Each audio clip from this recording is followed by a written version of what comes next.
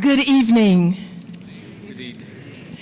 I am Joyce Law, President of the Progressive Religious Coalition of Augusta.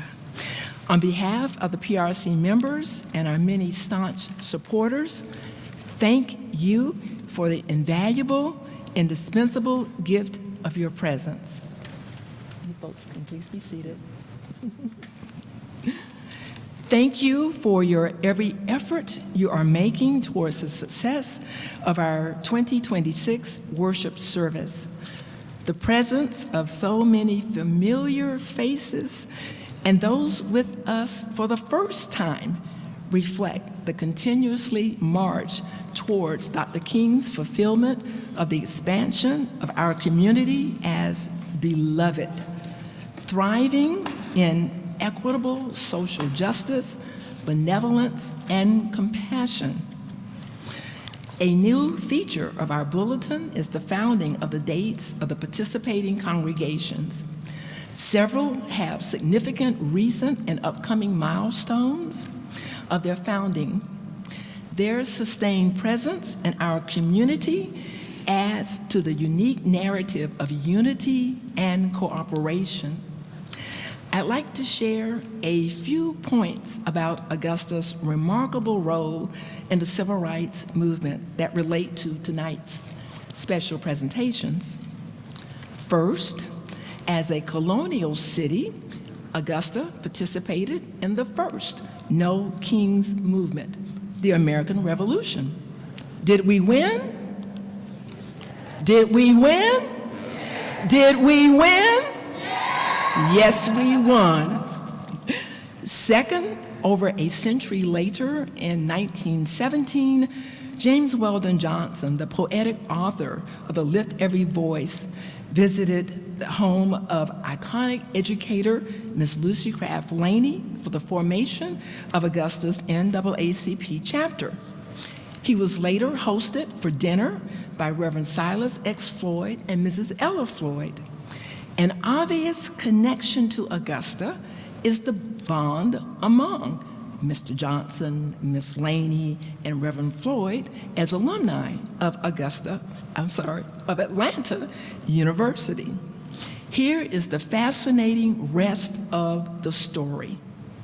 Mr. Johnson's brother, John Rosamond, co-author of the anthem, Lift Every Voice and Sing, married Mrs. Floyd's niece. Third, Dr. James M. Nabrit Sr., who served as pastor to historic Springfield Baptist Church and professor of theology at Walker Baptist Institute from 1912 to 1921, exhibited his disdain for segregation by riding his bicycle instead of paying to ride the trolley. Relocating to Atlanta, he is remembered as one of the 3 ministers presiding over the wedding to Dr. King's parents in 1926.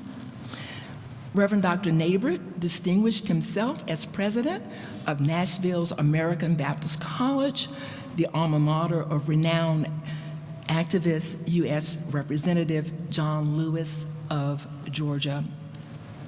James Nabrit Jr., partially reared in Augusta, is among the trio of lead attorneys for the landmark legal case, Brown v. Board of Education. I hope that Dr. Floyd Thomas, our keynote speaker this evening, will accept these anecdotes as a gift exchange for the fresh, dynamic perspective that she brings to rejuvenate our decisive optimism so that we all thrive using our moral compasses amid contemporary challenges. Since 1968, we have repeatedly asked, what's going on? And search for viable solutions. Within each generation, new champions emerge and rise to remind us of our joint destiny and the influential power of our individual and collective moral compasses. The talented voices of our local youth in the spheres of music and drama that we will experience tonight are inscribing a brilliant resume for their future. In this moment, our dreams for the beloved community will be nourished and inspired by your performances. There are 2 notes to the program. First, Reverend Karen Ramenstein, our PRC Membership Secretary, will be reading on behalf of the Baha'i representative who regretfully is unable to attend. And second, please keep in your prayers Reverend Mark Trim. Reverend Gates will be providing the going forth blessing on his behalf. Thank you again for joining us on Dr. King's birthday, and I wish you a safe return home. Do we have Lift Every Voice and Sing now? Okay. That will be followed by Reverend Henry Holt III will begin the call to worship and invocation after Lift Every Voice. Thank you so much. Thank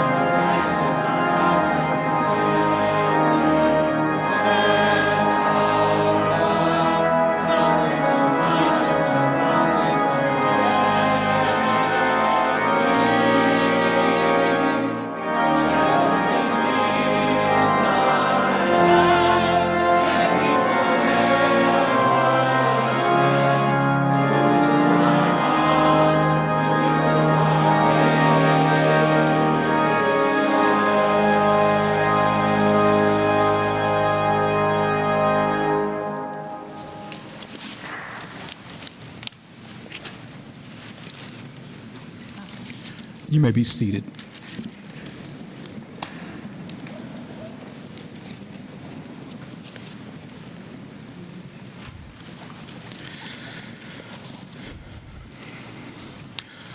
We gather tonight to honor the life and legacy and the prophetic vision of Dr. Martin Luther King, Jr., a servant of justice, a herald of hope, and a voice that still calls us toward the beloved community. We come mindful of this commemoration is not merely about the past, but about the unfinished work that lies before us. We gather across different races, faith, culture, and convictions, drawn together by a shared longing of justice, dignity, and peace. Now let us enter this time of remembrance and commitment with reverence and purpose. Will you pray with me? O gracious one, you who have called us to justice, love, and the humility of spirit, we gather remembering the life and the prophetic witness of Dr. Martin Luther King, Jr. As we gather, we are aware of the fierce urgency of now still pressed upon us. In the streets of Minneapolis and in the communities across this nation, we hear the voice of unheard crying out, a cry born of grief, of frustration, and of long denied promise of justice.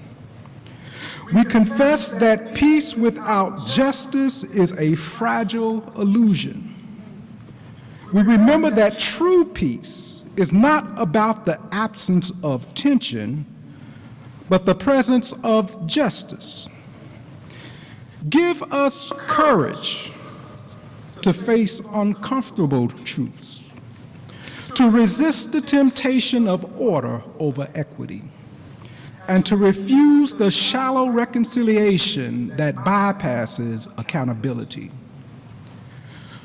Where anger fills the streets, remind us that nonviolence is not a method for cowards, but a courageous confrontation of evil with the power of love.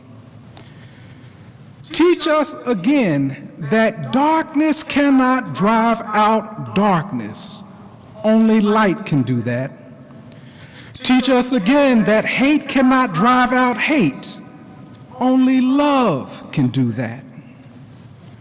Hold in your care those who grieve lives lost, those who protest in hope and in pain, and those entrusted with authority, that power may be exercised with justice, restraint, and moral responsibility.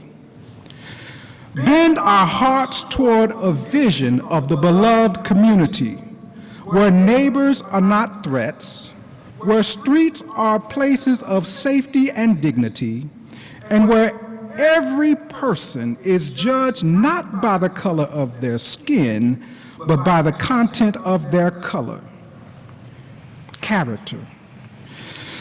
Send us from this gathering unwilling to settle for gradualism, unwilling to remain silent in the face of injustice, and unwilling to believe that time alone will do the work that justice requires us to do now. Strengthen us to be co-workers in bending the arc of the moral universe toward justice, until freedom reigns, not as a distant dream, but as a lived reality for all. We offer this prayer with hope and resolve, trusting that unearned suffering can be redemptive and that love, disciplined and determined, will have the final word. Amen.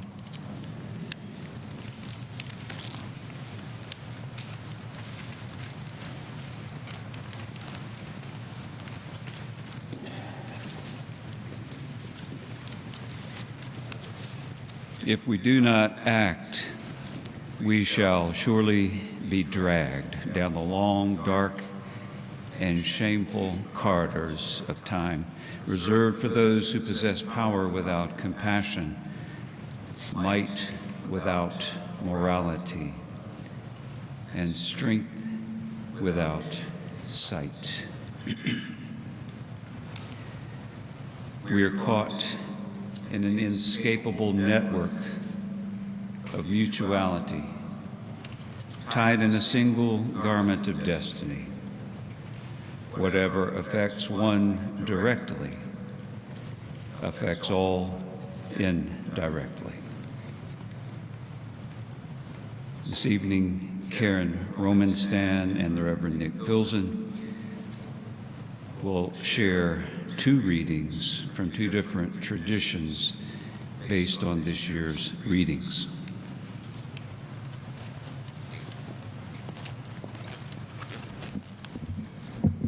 Good evening. While I share the words from the Baha'i faith, I can't help but notice they could very easily be the words of my Unity Church and many other church communities and spiritual communities represented tonight. So the words of the Baha'i faith. Balua has declared that difference of race and color is like the variegated beauty of flowers in a garden. If you enter a garden, you will see yellow, white, blue, and red flowers in profusion and beauty, each radiant within itself, and although different from the others, lending its own charm to them. Racial difference in human kingdom is similar. If all the flowers of the garden were the same color, the effect would be monotonous and weary to the eye. Therefore, Balua has said that the various races of humankind lend a composite harmony and beauty of color to the whole. Let all associate, therefore, in the great human garden, even as flowers grow and blend together side by side, without discord or disagreement between them.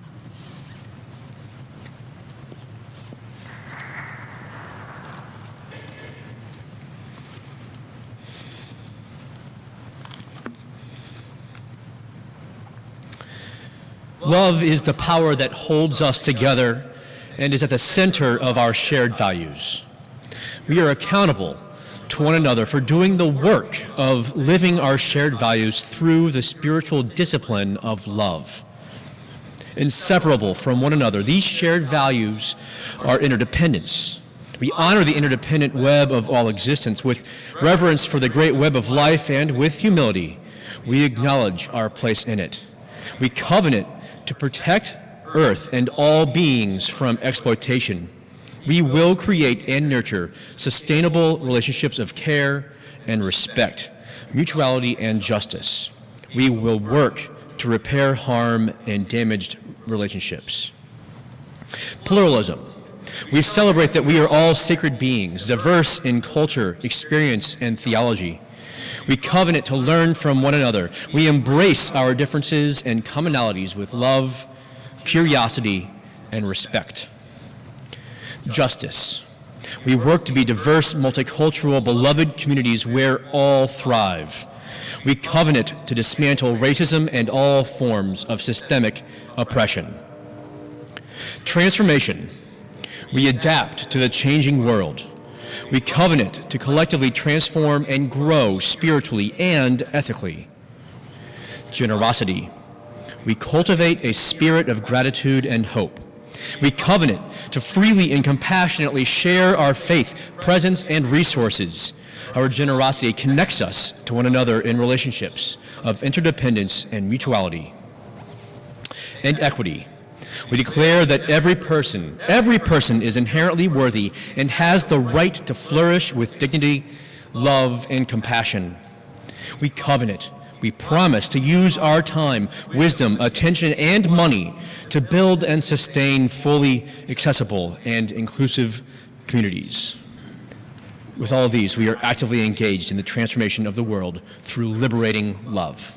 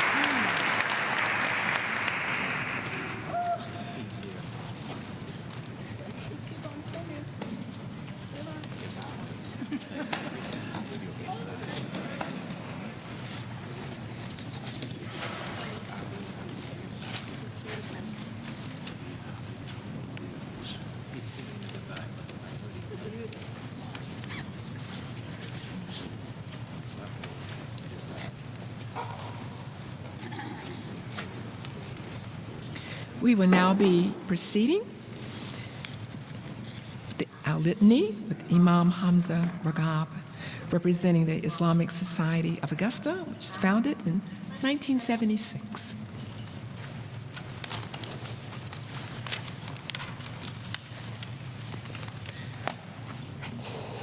Good evening. I had to swallow that one. How's everyone doing? Good. All right. Every time I come here, I always enjoy the company. I always start off with a couple of verses from the Quran, and then a short explanation, according to the quote of Dr. King. أعوذ بالله من الشيطان الرجيم واذكروا نعمة الله عليكم وميثاقه الذي واثقكم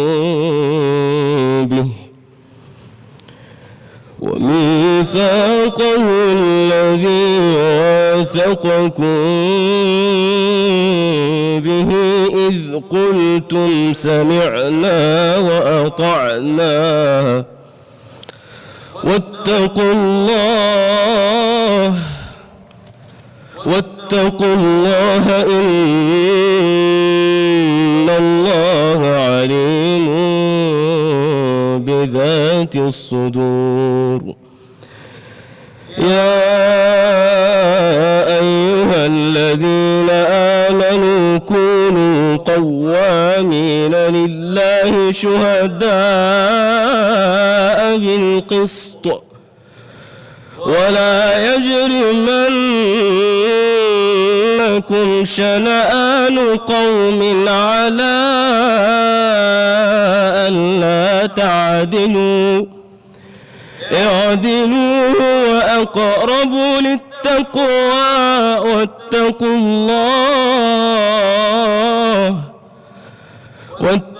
الله إن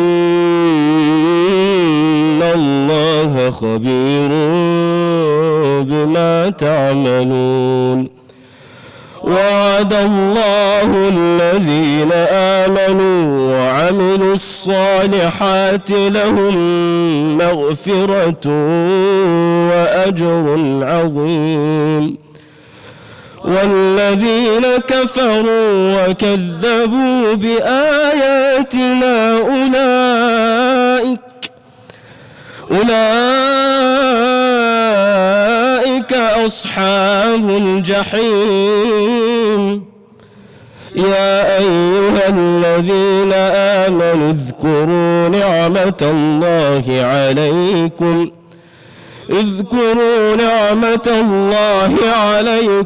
إذ هم قوم أن يبسطوا إليكم أيديهم فكف أيديكم عنكم واتقوا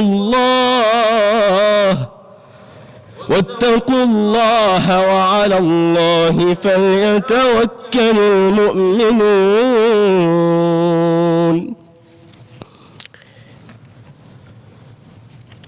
These couple of verses relative to the quote that I was given speak about justice and how to stand firm on justice.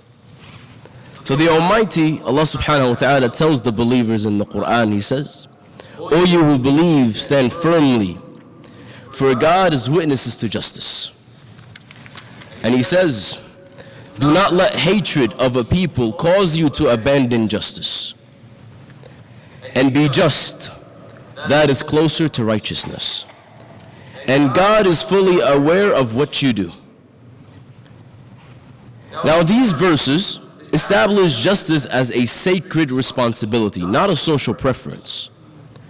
The Quran commands people to stand for justice for God, meaning moral integrity must come before emotion, identity, or self-interest. Even hatred, fear, or historical grievance is not allowed to corrupt fairness. And this is a radical moral standard. Justice is required not only for those we love, but even for those we oppose. The Quran teaches that righteousness is measured by how consistently we uphold justice when it's most difficult.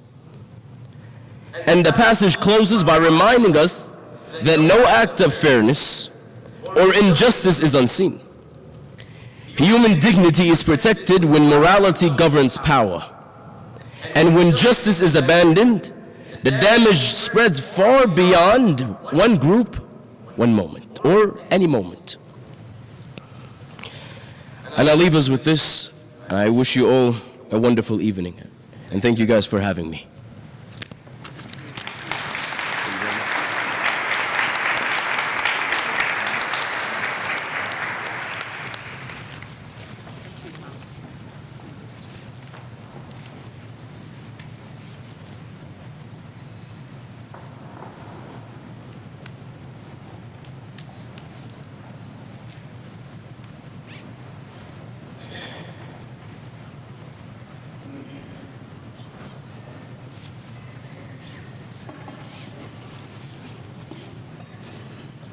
Good evening.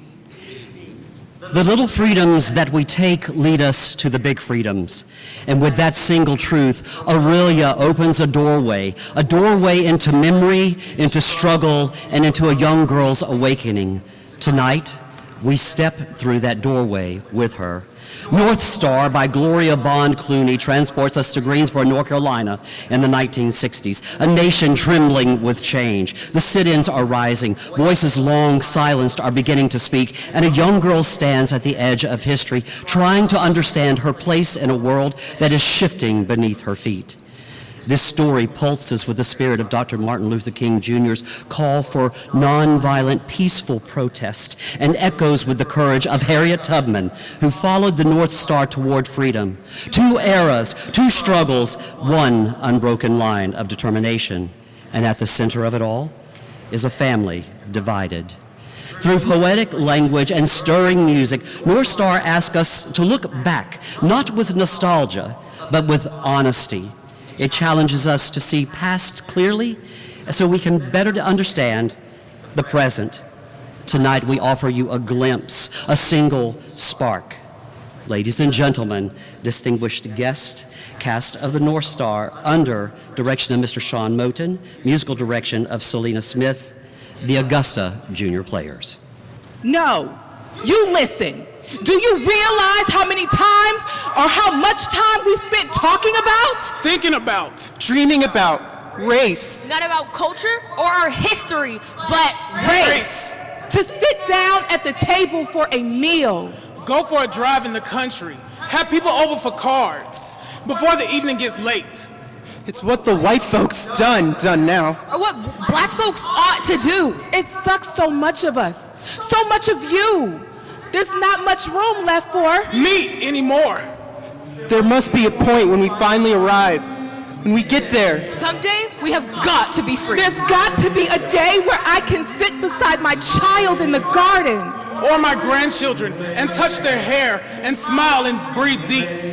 And there's nobody standing on my chest. That's what I'm working for. Getting there so we can get on with life. Lord, I keep dreaming that we may be the first generation in this country to get it right. To get on with life.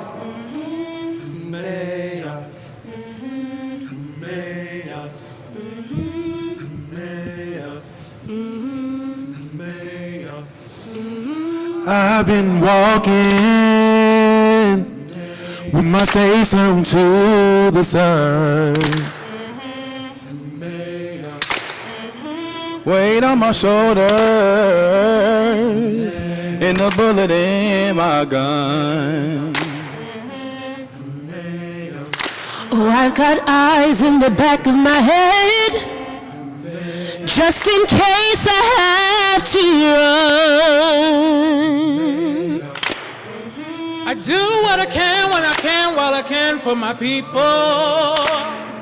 While the clouds roll back and the stars fill the night, that's when I'm gonna stand up, take my people with me. Together we are going to a brand new home Far across the river, can you hear freedom calling? Calling me to answer, gonna keep on keeping on. I can feel it in my bones.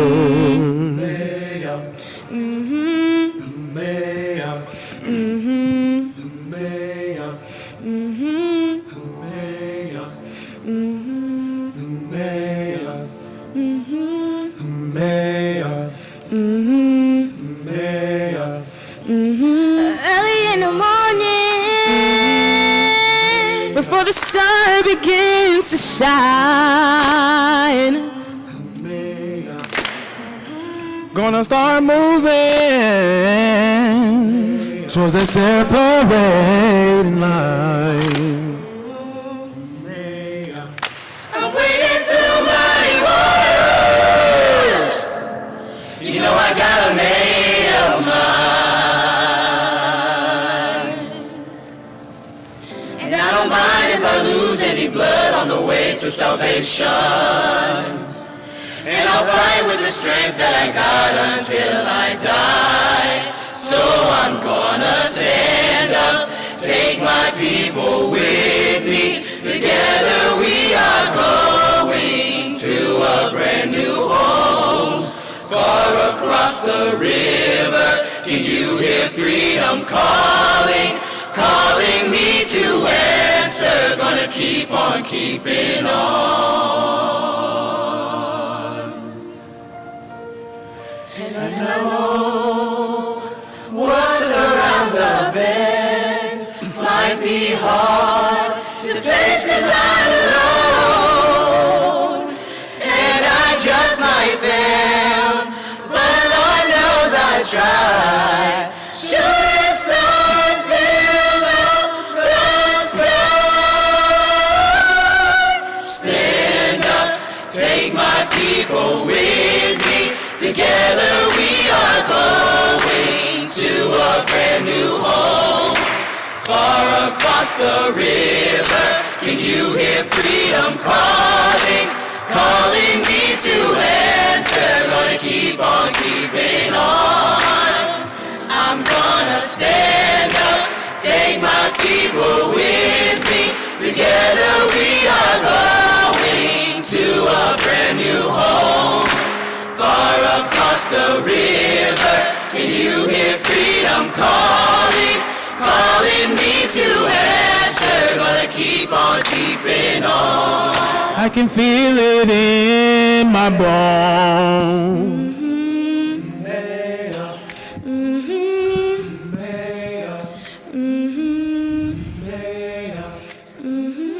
I go to a place of prayer for you.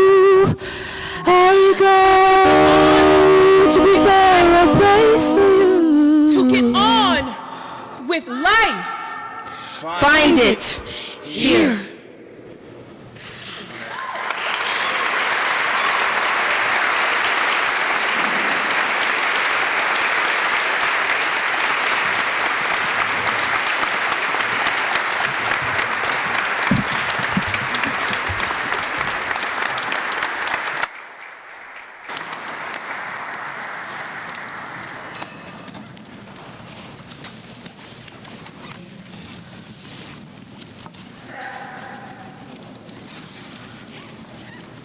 Good evening. I'm Reverend Jenny Anderson, the pastor of St. John United Methodist Church right here on Green Street, just a few blocks away.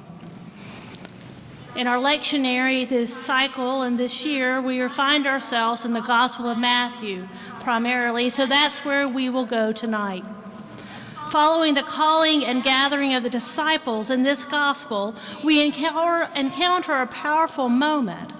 John the Baptizer, imprisoned and uncertain, sends the words to Jesus asking, "Are you the one who is to come, or are we to wait for another?" Jesus responds not with a simple answer, but with evidence. "Go and tell John what you hear and see. The blind receive their sight, the lame walk, those with leprosy are cleansed, the deaf hear, the dead are raised, and good news is proclaimed to the poor. Blessed is anyone who does not stumble on account of me. As those called by the Christ to be the light of God's love in the world, we are called to bear witness in both word and deed. When Jesus reports to John, it is not theory, it is lived reality. Faith is something we speak, but it is also something we embody with our whole lives.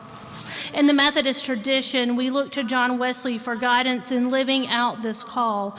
Wesley challenges us with these words: let your words be a genuine picture of your heart. What we say and what we do must reflect the grace we claim. Dr. Martin Luther King Jr. reminds us that we are bound together in this creation. We are not meant to live only for ourselves, but for our neighbors. Loving our neighbors means learning to love well and holding one another accountable in love. That responsibility belongs to the whole community. So, when someone asks what this gathered community in Augusta is doing, we pray that we can answer clearly. We are offering grace, love, forgiveness, food, clothing, and honest care. We're helping with rent when we can, calling leaders to act justly, gathering peacefully, and doing our very best to love one another. As Wesley urged, may we do all the good we can in all the ways we can for as long as we ever can.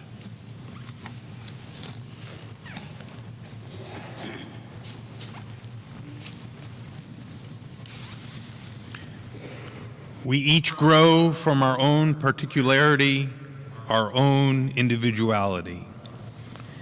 Each of our religions and wisdom traditions has its own deep roots.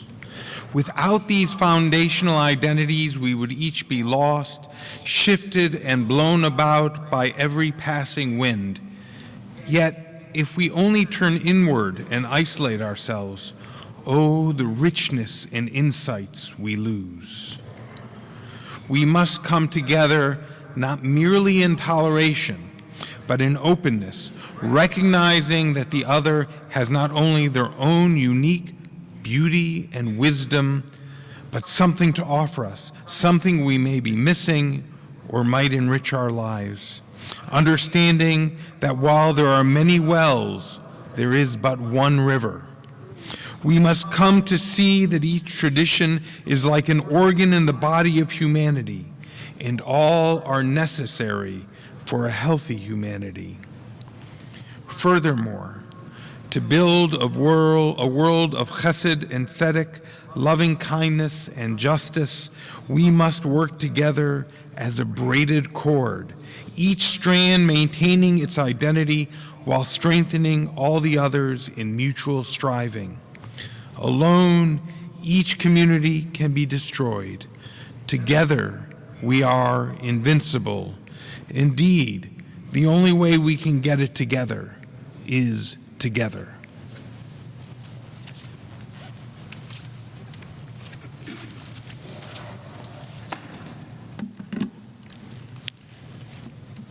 And good evening once again.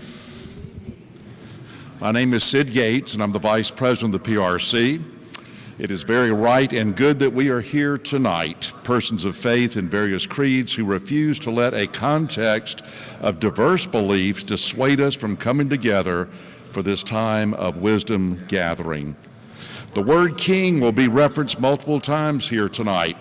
Of course, this service historically bears certain respect and homage for Dr. Martin Luther King, Jr. Our keynote speaker tonight will develop a concept of no kings in the world church, but a third king reference I will put forth will be that of King George III of England. Dr. King's last Sunday morning sermon before his assassination was delivered at the National Cathedral on March 31st, 1968 in D.C. It was a sermonic address entitled Remaining Awake Through a Great Revolution. King's sermon has a launching pad of sorts in Washington Irving's short story entitled Rip Van Winkle.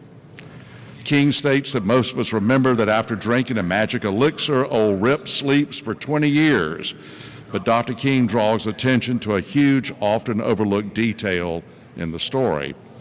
When Van Winkle went up the mountain, a prominent sign at the village inn had a picture of King George III of England on it.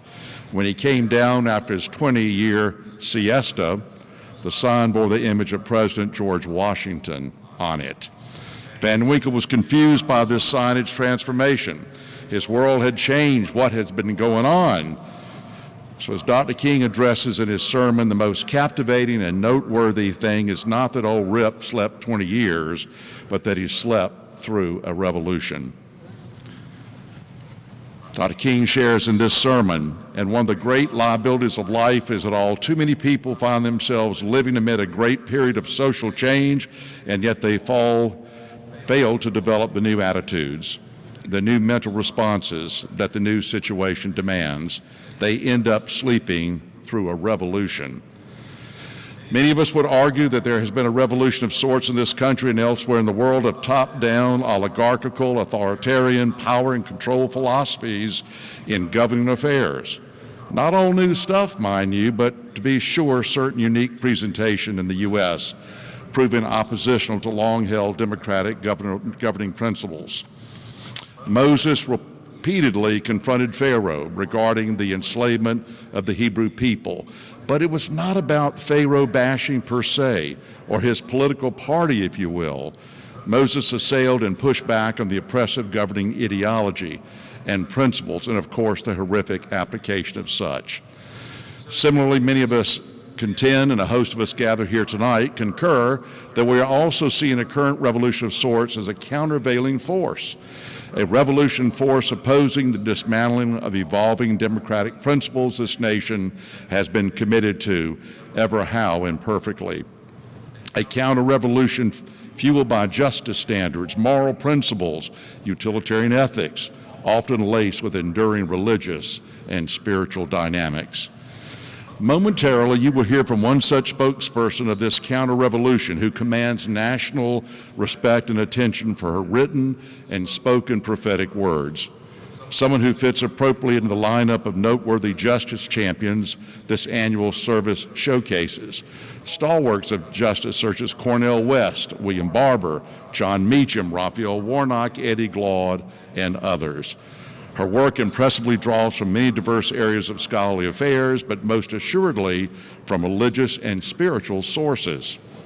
Accurate and correctly applied matters of religion and faith are so crucial in these days of redacted religious core values of love, inclusion, tolerance, peace, and justice, again overlooked often for political purpose. Our 18th annual Keeping the Dream Alive While Dr. King Still Matters interfaith service keynote is Dr. Stacy Floyd Thomas. Dr. Floyd Thomas is professor of ethics and society at Vanderbilt Divinity School and a professor in the Graduate Department of Religion at Vanderbilt University. She holds degrees from Vassar College, Emory University, Tennessee State University, and her PhD is from Temple University. She is a scholar's scholar. She is a noted editor and the author of numerous articles, book chapters, and 6 books. Several of these on the right, your left, for signing tonight and purchase. Dr. Floyd Thomas is the executive director for the Society of Christian Ethics and the Black Scholars Group. She is co-founder of the Society for the Study of Race, Ethnicity, and Religion. She is a nationally venerated liberation theologian, and her womanist theology and thought contributions are often groundbreaking. Her liberation focus is all about empowerment, for women to be sure, but there is application for all society members. Her work addresses the causes of marginalization, exploitation, and victimization in pockets of societies, and they address also hopeful essential means out of such a morass. chiefly via faith fundamentals which underpin her Truth to Power work. She is ordained in the American and Progressive National Baptist Convention traditions.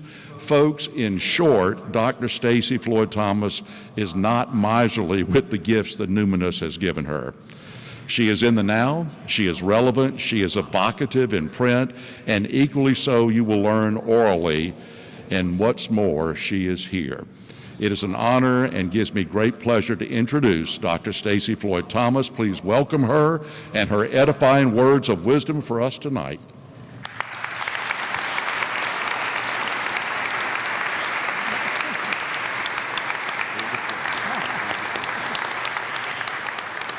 Good evening.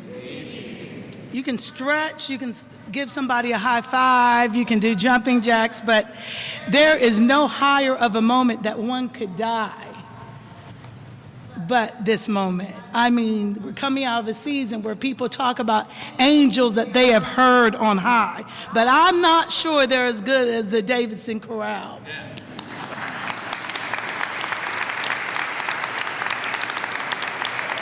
And if I had to march, and if I had to speak truth to power, I would want the Augusta Junior players at my back and flanking my side. It is so good to be here. I want to give thanks to Pat Knox Hudson for her generosity, but really I am the one who is so blessed because I have two siblings from other mothers in the form of the PRC president, Joyce Law, and her right-hand man, Sid Gates, who has been, both of them, troopers for me. When Verizon failed me yesterday, Joyce lifted me up. When I couldn't find my way in getting here, Sid picked me up. So this is home for me. Peace to you and welcome. It's an honor to stand with you at this 2026 Martin Luther King observance of the Progressive Religious Coalition of Augusta, bearing witness to PRC's mission to encourage measures that promote the flourishing of individuals and communities and to challenge injustice wherever it arises, whether from government, economic systems, educational structures, or religious institutions. It places this gathering squarely within the tradition of public moral witness that Dr. King himself embodied. So it's wonderful to share time and space with folks who understand that social justice is neither a partisan preference nor a performative posture, but truly is a moral and spiritual obligation grounded in the flourishing of people and communities. I genuinely appreciate that the PRC does not impose belief, but enlivens conscience. As the lyrics of Ella's song by Sweet Honey and the Rock proclaim, we who believe in freedom cannot rest. And I'm in awe that those values have informed and sustained a moral vision in this gathering that still loudly and persists across generations, that insists on equal worth and dignity of every human being, regardless of their race, gender, ethnicity, religion, sexual orientation, class, or national creed. Now, in light of what has transpired in our nation, in our world, since nearly a year ago, when 11/9 of 2025 happened, some of us felt like it was 9/11 all over again. I'm mindful that what we are doing here this evening, then, since our world has been trumped, is not simply ceremonial. You all didn't get that 11/9, 9/11 thing, did you? This is not nostalgia. This is not a polite remembrance. What we're doing here this evening is moral work. And moral work requires language that names reality honestly. It means that you believe what your supposed lying eyes are telling you, especially in times when truth itself is under pressure. So on a day like today, the actual birthday of the Reverend Dr. Martin Luther King Jr., we gather with gratitude, but we also gather with gravity. We gather with memory. We gather with moral questions. And we gather, frankly, in a moment of global anguish, a moment filled with the cacophony of cultural wars, international invasions, the bloodshed of innocent lives, and the steady rise of autocracy, helped along by something that is less dramatic, but just as deadly: apathy. Not only the arrogance of the powerful, but the exhaustion, you're tired, of the people. Not only cruelty at the top, but the numbness in the middle. This is why I titled this lecture this evening, No More Kings in Our World House. Now, I want to frame everything I say this evening with a refrain that is not religiously exclusive, but morally expansive, a refrain that names a danger every tradition here recognizes in its own way, because the world house is real. Now, in his final book, Where Do We Go From Here, Chaos or Community, Dr. King gives us one of the most enduring metaphors for our time. He called it the world house. A widely separated family, he says, inherits a house. And now they have to live together. King named the diversity inside that home: black and white, Easterner and Westerner, Gentile and Jew, Catholic and Protestant, Muslim and Hindu. And today, we can add more names and more identities, more histories, and a lot more wounds, more migrations, and mixed loyalties. But the core truth remains: no matter how much you love the algorithm, the clickbait, and the echo chambers of your own voice, as the Billy Preston Steele song says, if you can't be with the one you love, you better be with the one you're with. Because we cannot finally live apart. See, we share climate and economies, oceans and skies, digital networks and disease patterns, war zones and refugee routes, supply chains and news cycles. We are tied together not only by a single garment, but also by what we consume and what we refuse to see, by what we fund and what we tolerate, by what we post and what we permit. And here is the problem. Some people are trying to turn the world house into a palace for the few, happening in the East Wing, no more, but in the West Wing, guarded, gated, surveilled, and fortified, while the many are told to live in the basement, the crawl space, on the margins, and in the shadows. You see, that's what kings do. We don't need any more kings.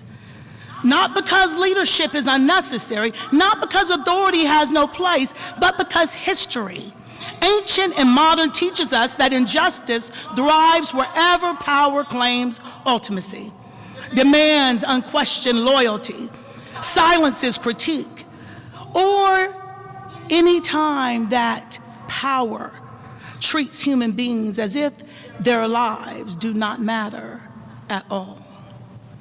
Kings, in this sense, are not just monarchs. They are systems, ideologies, movements, and figures, religious or political, that ask for devotion without accountability, obedience without ethics, and unity without justice. And when any power, state, market, institution, or ideology places itself above truth, above human dignity, or above the common good, the moral response should not be accommodation. The moral response is resistance. So in that spirit of Dr. King and in alignment with PRC's mission and values, we say it plainly. Say it with me. No more kings.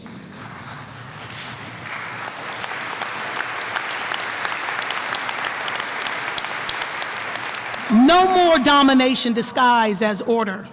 No more cruelty justified as necessity. No more lies crowned as leadership. What follows is offered in that spirit, not to divide, but to clarify, not to condemn, but to call us towards the kind of moral courage this moment requires.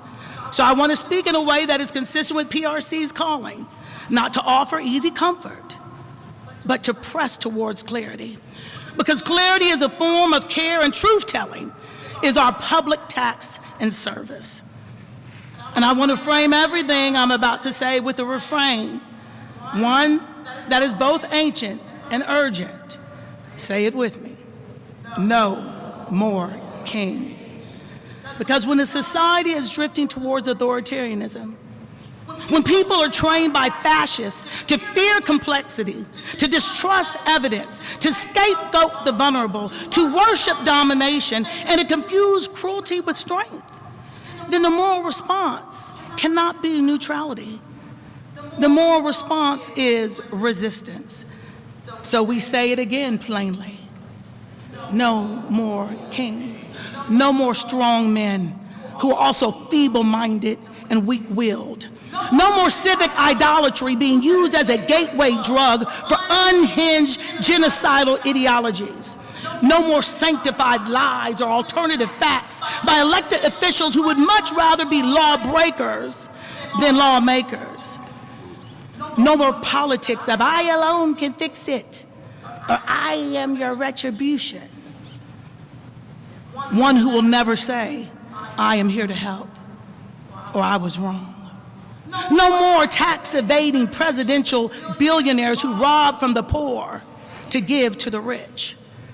No more predators of the law who are supposed to be protectors of the people. No more permission for governmental power to devour instead of deliver the truth. And because this is an interfaith space, let me also say that every tradition here has language for this. Some call it idolatry.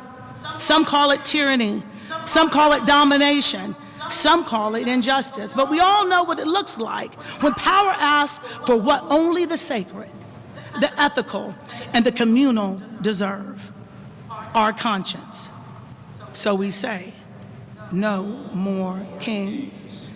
Now I want to begin where memory begins, which is with literature. In her classic novel, Their Eyes Were Watching God, celebrated author and patron saint of womanist thought, Zora Neale Hurston, reminds us, there are years that ask questions and years that answer. Hurston's words speak to our souls today. For in this brand new year of 2026, we are inundated by the auspicious anniversaries rooted in the life and legacy of Dr. Martin Luther King Jr. On the one hand, this year marks the 63rd anniversary of the March on Washington, the landmark speech King gave that day in which he was heralded for the whole world to hear, I have a dream that refused to be trampled underfoot here into the red clay dirt of Georgia and Alabama. On the other hand, this year also marks the 58th anniversary of King's assassination in Memphis, where he had the holy boldness, let's call it moral courage, to stand in solidarity with black sanitation workers who had the audacity to insist that they were human, even though they made their living disposing of trash. Separated as we may be by so many choices, we now have countless volumes filling up library shelves worldwide, but are now banned in our school and university classrooms.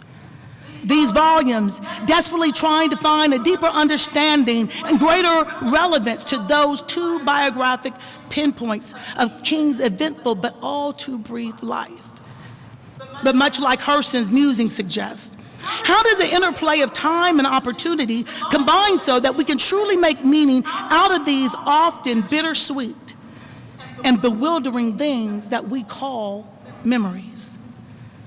When we take the occasion of this King birthday to commemorate the dream, the life of possibility of the most influential, important moral leader this nation has ever produced, does it make sense to focus on his highest heights, such as that sunlit August day where he spoke his truth loudly and proudly on the National Mall, without also processing the pain and loss We all suffered as a people, a nation, and even a world, when only a few years later he also experienced his lowest low as he was slain by a gunman on the balcony of the Lorraine Motel for his crime of solidarity and his misdemeanor of compassion, of being a voice for the voiceless. Much in the same way, a senseless man murdered Alberta King, King's mother. Did you know that? 6 years later, as she sat at the organ of the Ebenezer Baptist Church, not because of the racist bigotry of a white man like Dylan Roof, but all because he was a black man who didn't like Christians. And this is where commemoration becomes decision, no matter your color or your creed. Because it's impossible to celebrate a person's words while refusing their demands. It is possible to quote a dream while it is possible to quote a dream while rejecting the discipline, but you won't build it. It shouldn't be possible to memorialize then without transforming. And this is why the refrain matters. No more kings. Because one of the oldest tricks of power is to domesticate prophets, turning their courage into a boaster, their critique into a slogan, and their movement into a holiday.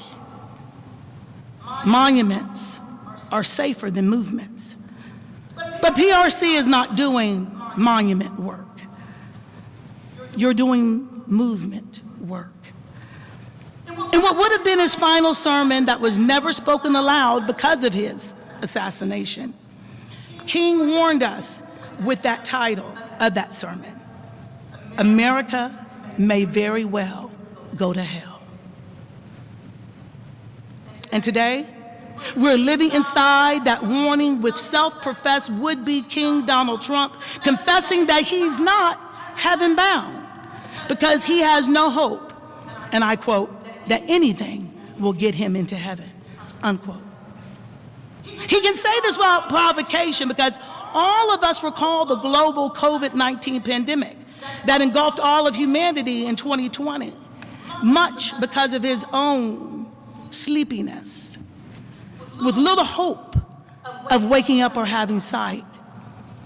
And because of that treachery, many of us were forced to stay at home while we couldn't turn a blind eye to the police killings of Breonna Taylor and George Floyd.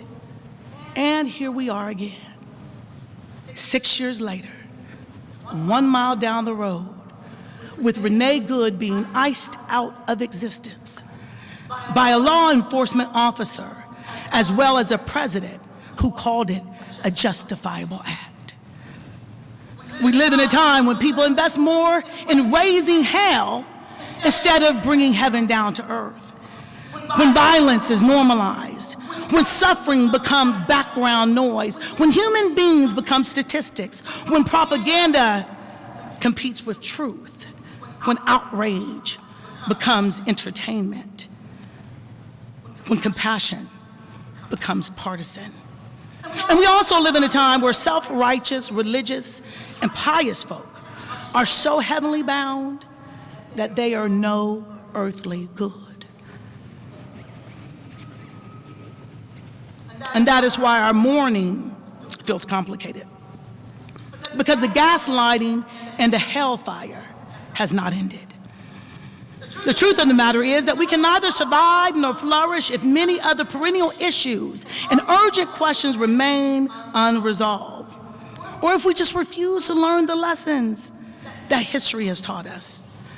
And we, not merely as collaborators, community organizers, or citizens, trying to negotiate a world miscolored and marred that judges character and competence along a racist continuum of honorary whiteness and dishonorable blackness. But we as a people of conscience, people of moral imagination, people accountable to something bigger than ourselves, we must take seriously Kelly Brown Douglas's query and ask ourselves, what does faith have to do with it? Now, in the interfaith space, faith does not necessarily mean one doctrine or one confession. Faith here means a deeper question of moral trust. What do we believe about the worth of human beings? Who holds the sacred? What views of ours are worth calling sacred? What do we refuse to sacrifice? What do we owe each other? What commitments will we not abandon, no matter the cost? Now, within my tradition, we often quote the pithy profundity of Hebrew 11:1. Now, faith is the substance of things hoped for and the evidence of things not seen. And we do this not as a boundary marker, but as a conceptual tool, I'm sure. Yet this badge and brand of a moral platform rarely take note of the fact that faith and lies, say that together, faith and lies actually share a synonymous psychological root. Lies that present themselves as fear-mongering, that is, false evidence appearing real, can mimic conviction. Fear can masquerade as certainty, panic can imitate principle, and propaganda can counterfeit as truth. The current leader wants to rule by fear and fiat, but this should be absolutely unacceptable to anyone who acknowledges the primacy of a divine creator who did not give us a spirit of fear, but of strength and a sound mind. Likewise, the adage, hindsight is 20/20, is a hopeful sentiment rather than an established truth. Soren Kierkegaard's theological inflection on this aphorism extols that life can only be understood backwards, but we're compelled to live it forward. We realize that for those of us on the margins of society, faith from hindsight does not simply refer to learning from one's past, but also learning and living with one's past in such a way as to gain immediate insight that is crucial for instantaneous foresight. There is much to be said about engaging the troubles of our current era while also enduring them, literally building a plane while flying it. So we're doubling down on that most tender and tendentious human endeavor. Our work is to help open people's eyes, and that's hope. And hope is not naive. Hope is not passive. Hope is not the denial of danger. Hope is a refusal to crown despair. So we say again, no more kings. No more kings named fear. No more kings named despair. No more kings named cynicism. No more kings named retribution. Because the first task of authoritarianism is to train ordinary people to accept the unacceptable. Which is why I want to keep in view a line that has been ringing in the public air, not as a slogan, but as an alarm bell. Stacey Abrams has said, "We are in the midst of an authoritarian regime." Now, whether one agrees with every implication or not, the diagnostic value of that statement is the question it forces us to ask. What is happening to the habits of democracy? What is happening to the culture of truth? What is happening to shared reality? What is happening, and where is public conscience? Authoritarianism doesn't begin with tanks in the street. It begins with the erosion of norms, the rewriting of history, the replacement of evidence with loyalty, the scapegoating of vulnerable communities, and the slow training of the public to sleep and treat cruelty as policy and lies as leadership. And that is why the refrain is not just a rhetorical flourish, it's ethical clarity. No more kings. Now, more than 20 years ago, the terrible and tragic events of one autumn morning retain a singularly solemn importance as both a physical and psychic scar upon this nation that in turn had an indelible impact upon our recent history and our popular memory. Names were enshrined in memorial spaces. Families were left carrying absence. And an entire generation learn grief as national identity. We must be ever mindful of how those terror attacks, now I'm talking about 9/11, lit the spark of full-fledged military conflicts. Conflicts justified by claims about weapons of mass destruction. Weapons that did not exist. Yet, we called that moment the global war on terror. Now, despite Dr. King's prophetic warning in his Beyond Vietnam sermon nearly 6 decades ago about a nation, our nation, addicted to imperial ambitions to the detriment of its poorest, most underserved citizens, the United States fought decades-long wars overseen by presidents across party lines, only to find ourselves in a world full of threats and full of lies. That was 6 decades ago. How soon will it be until someone will have to write a message proclaiming that the U.S. will have to move beyond Venezuela? And yet, where we once remembered the dead and dying and paid homage to them, all that many of us want to do now is forget and forsake them, fall asleep, and go home. And still again, for those of us who survived the so-called summer of racial reckoning in 2020, how much of anger, anxiety, and animus of that historic moment still remains at the core of our collective consciousness? With the failure to pass federal legislation such as the John Lewis Voting Rights Act or the George Floyd Justice and Policing Act of 2021, we are still waiting for social reforms beyond scrubbing racist stereotypes from sports teams and grocery store items.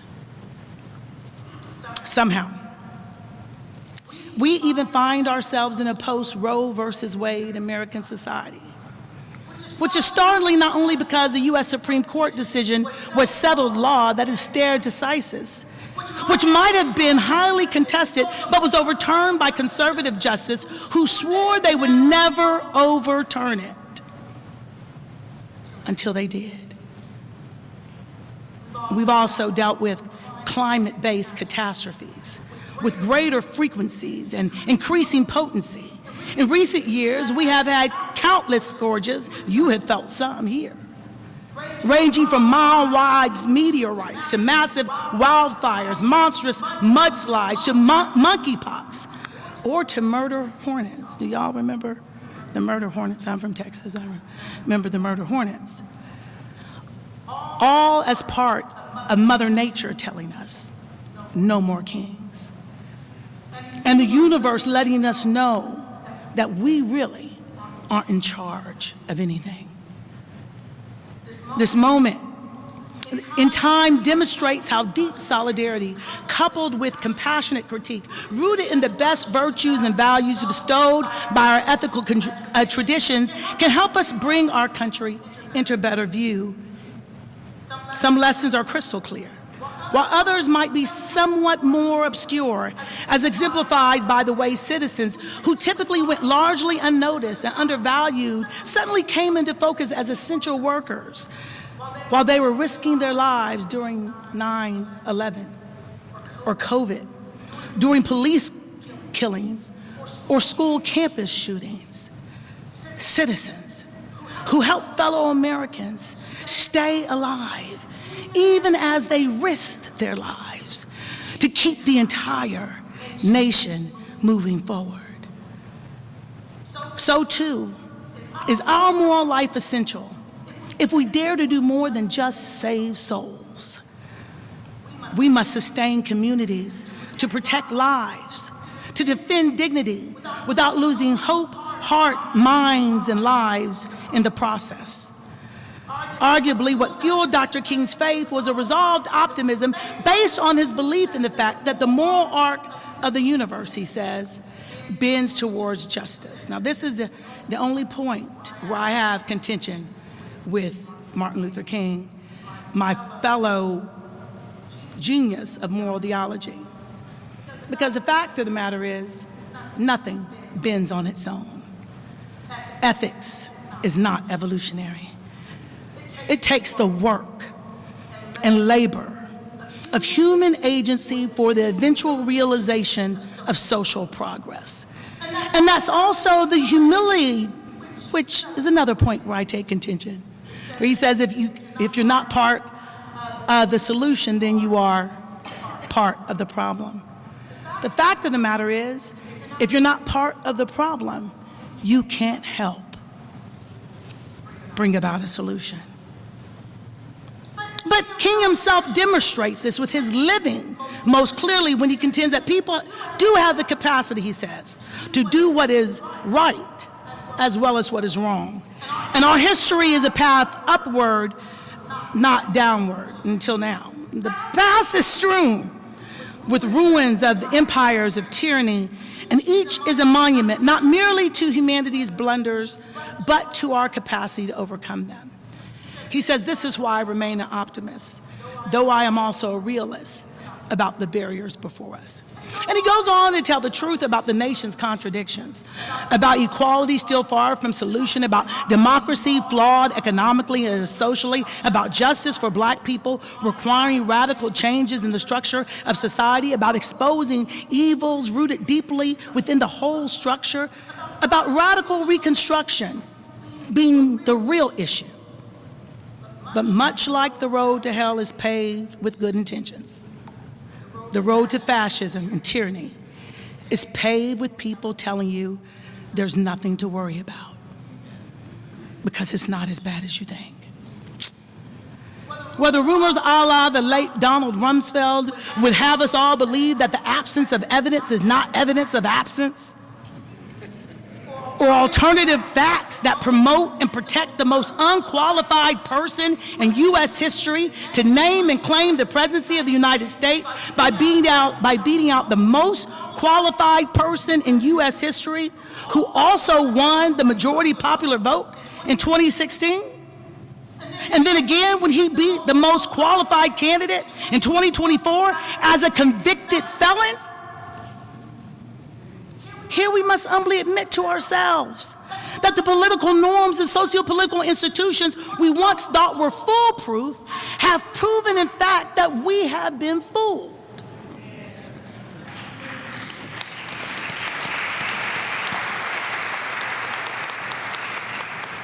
And the proof of foolishness here is that we prefer felons as presidents than female leaders.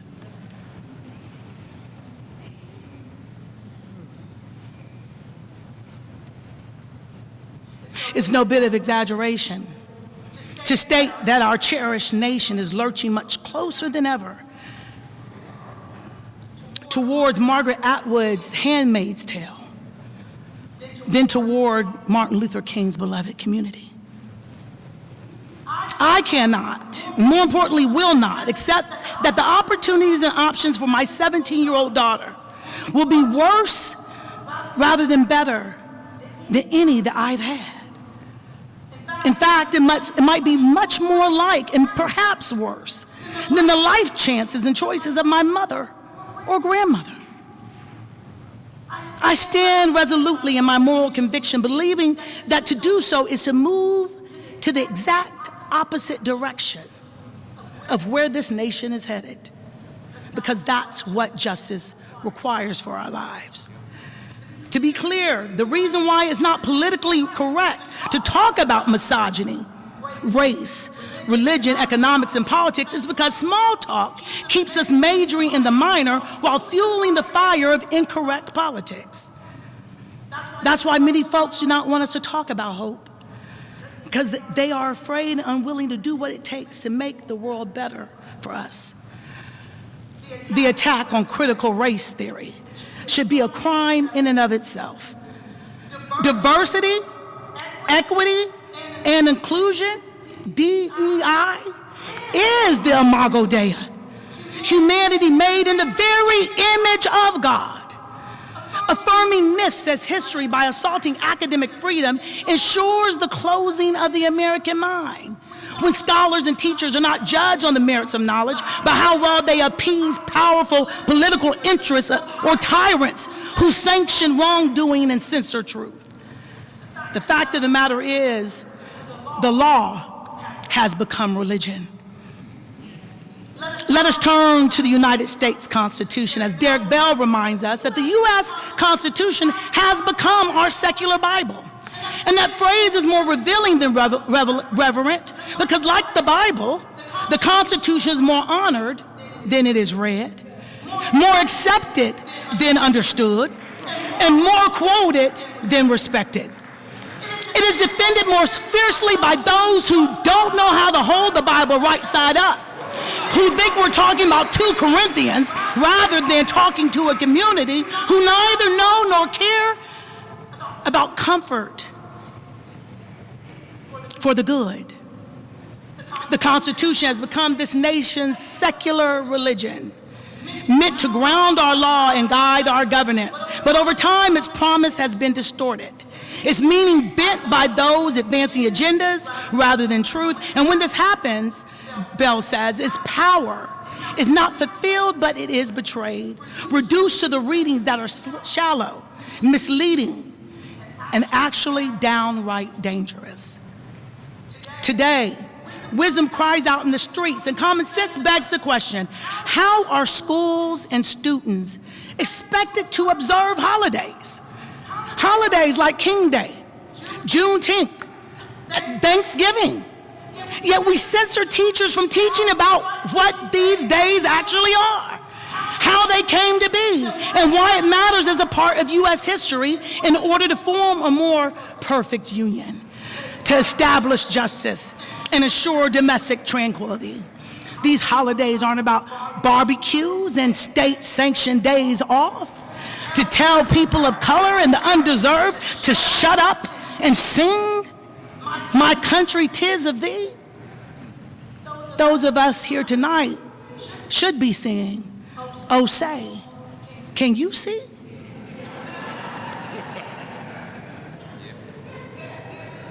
King reminds us that despite all the pain, uncertainty, suffering, and loss he experienced in trying to make a more perfect union in these yet-to-be United States, as Maya Angelou says, we must remain optimists at heart, like those saints who were commended for their faithfulness and persistent hope.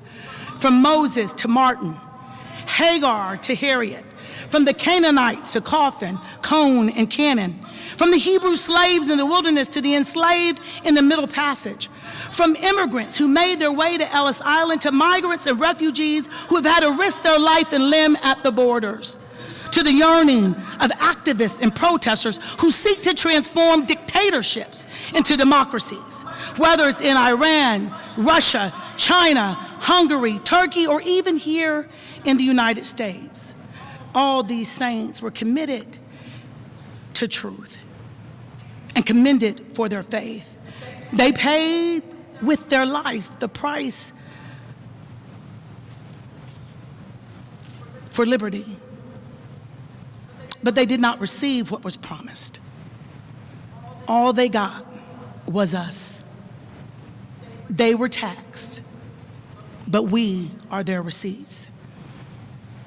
So we should make a return on their investment, because without us, their work and witness will not be made whole. Their work, their very lives, would have been wasted in vain. To this end, King informs us how he quite literally kept his faith.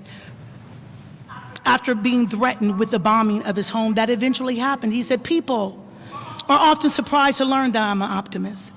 They know how often I've been jailed, how frequently the days and nights have been filled with frustration and sorrow, how bitter and dangerous are my adversaries. They expect these experiences to harden me into a grim and desperate man." He said they fail, however, to perceive the sense of affirmation generated by the challenge of embracing struggle and surmounting obstacles. We have lost King. And even here we must say that in this moment, we don't need And this moment does not call for a new king to arise. Ours is a world house moment, not fit for a king, or even more leaders, singular figures who decide for us. As Ella Baker teaches us from the eternity, we are never leaderless, but actually each one of us are leaderful once we recognize that we are the ones we've been waiting for. I believe ours is a world house moment for leadership, kinship, not kingship. Kinship is leadership that is shared. Kinship is leadership that is accountable. Kinship belongs to the people because we are the true source of power. Democracy survives only when people show up, not just to vote, but to hold power accountable, to protect one another, and to refuse complicity with the unjust and immoral forces of this world. That brings us right back to Dr. King. You see, King did not die so we can remember him. He lived and gave his life so we could become something different. So let me say one last time, this time as a charge, declaring no more kings. No more kings means we stop waiting for a savior and we start becoming the change we are praying for. This is not about finding the next king. It's about finding the people who are ready, willing, and able to do the work of building the world house. But this requires asking simple, straightforward questions. Who will organize? Who among you will tell the truth? Who will stand in the public square and act like something is wrong? Do me a favor. Look at your neighbor's face. Like, really, look at your neighbor's face. That is the name conscience is calling. That is the responsibility history is placing in your hands. It is time to return to the heart of the moral tradition, not a gospel of comfort, not a gospel of courage, not faith in spectacles, but faith in people. We are not spectators of history, feeling wounded and patting ourselves on the back for being in this elaborate space. We can't be spectators. The world house may be burning, so we cannot sit here condemned to watch it burn. We are the backfire that controls the wildfire, so the fires that are creating a hell for us all can be extinguished. We can become repairers. We can become healers. We are truth tellers. And we can become peacemakers with memory and muscle. No more kings in our world house. No more kings over truth. No more kings over our bodies.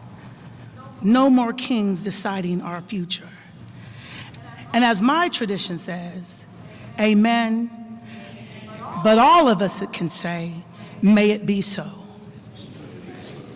But tonight, may you take an even more sacred vow and become the ones to make it so. Blessings.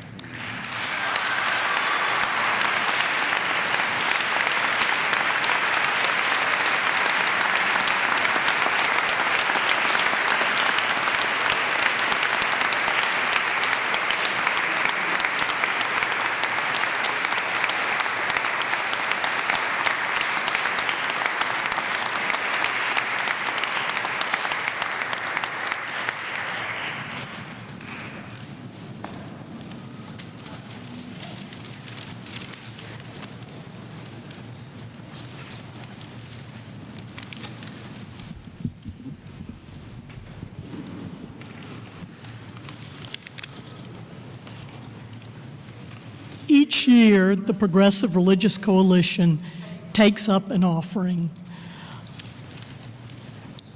for an organization in our community, a nonprofit, that is putting forth the love, compassion, and hope expressed by Dr. Martin Luther King. This year is Valor Station. This is a nonprofit treatment facility exclusively for first responders and those who respond in times of crisis. Valor Station, Augusta, is where healing begins for those who keep us safe, save lives, and protect our freedoms. First responders, emergency room staff, critical care staff, and military personnel provide dedicated service to our community. They are the first to arrive and provide assistance at the scene of an emergency, and the first to treat victims of traumatic, life-threatening events in the emergency room. These heroic servants are responsible for the protection and preservation of life, property, and the environment, and utilize these specialized skills to provide immediate support services during prevention, response, and recovery operations. Due to the nature of their work, they may develop behavioral health issues stemming from exposure to traumatic incidents, and often over time they are exposed to multiple traumatic incidents. The staff of Valor Station has extensive experience in trauma-related treatments for these largely underserved populations. Having practiced psychiatry for over 35 years in this community, this is a population that is underserved, and oftentimes they do not seek treatment because they are concerned about the others they are serving until the situation is critical for them. What a much needed resource in our community, as often their health care plans will not cover the trauma-informed care that they need. We are honored to have the CEO, co-founder, and president of Valor Station, Cliff Richards. Will you stand, please? With us this evening to accept these much-needed donations for such a worthy cause that carries forth Dr. King's dream of love, compassion, and healing. As you can see in your program, if you are writing a check, please make it out to the Progressive Religious Coalition of Augusta, and on the memo line write MLK 2026, or online donations may be made at prcaugusta.com. Thank you very much.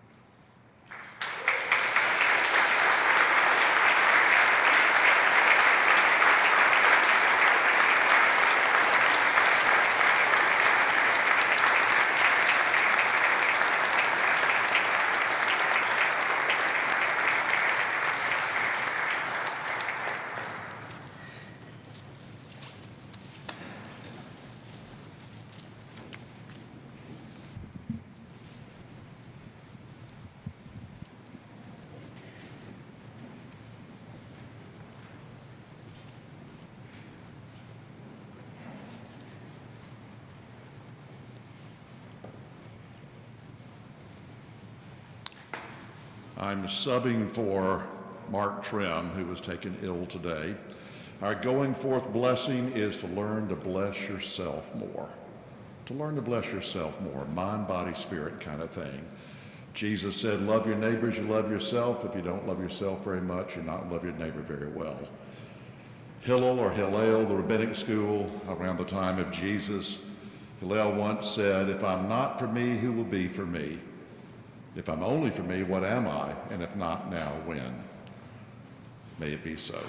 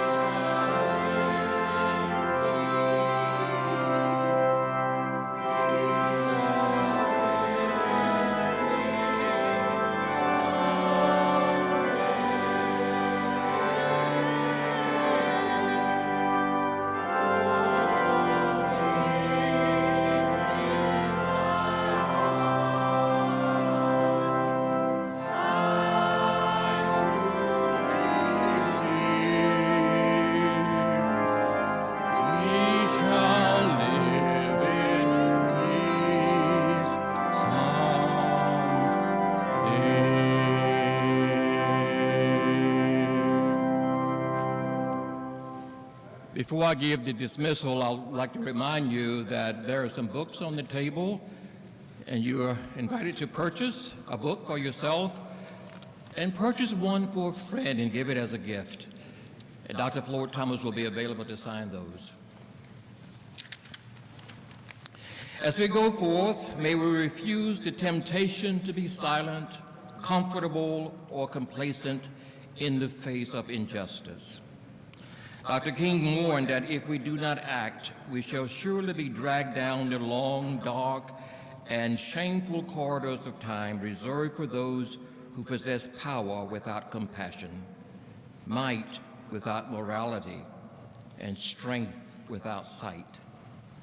He also reminds us that we are caught in an inescapable network of mutuality, tied in a single garment of destiny. Whatever affects one directly affects all indirectly. So as the Progressive Religious Coalition and this gathered community leave this place in peace, there be compassion in our power so that every decision bends towards justice and mercy. Let our might be moral so that our influence heals, uplifts, and protects the most vulnerable. Let there be vision in our strength so that we see no other as bound together in God's single garment of destiny. Now go in peace to love, to serve, and to act until justice rolls down like waters and righteousness like an ever-flowing stream. And may the blessing of Almighty God, Creator, Redeemer, and Sustainer, rest upon you, work through you, and keep you this day always. Go in peace, and let the people all say, Amen. Thank you for coming, and good night.